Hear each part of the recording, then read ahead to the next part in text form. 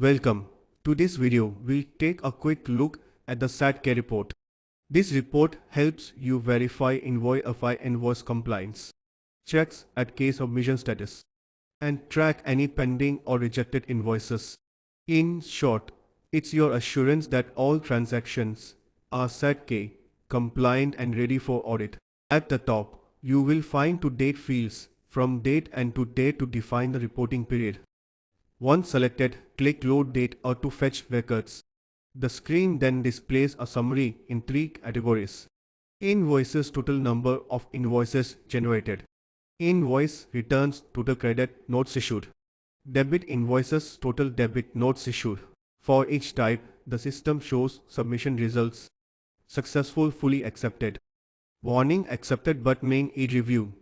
Fail, require correction and responsion.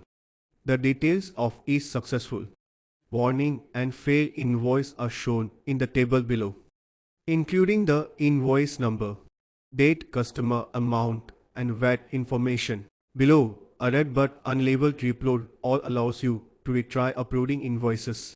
At the bottom, another table shows detailed error information for failed invoices, including type, upload status, and error message. When you select a failed invoice from the list, you can use the Upload Selected Invoice button. This option allows you to retry resubmitting only the chosen invoice, instead of resubmitting all invoices. Once clicked, the system will process the selected invoice again and update its submission status in the table. On the right, an icon lets you view detailed information about a specific invoice error.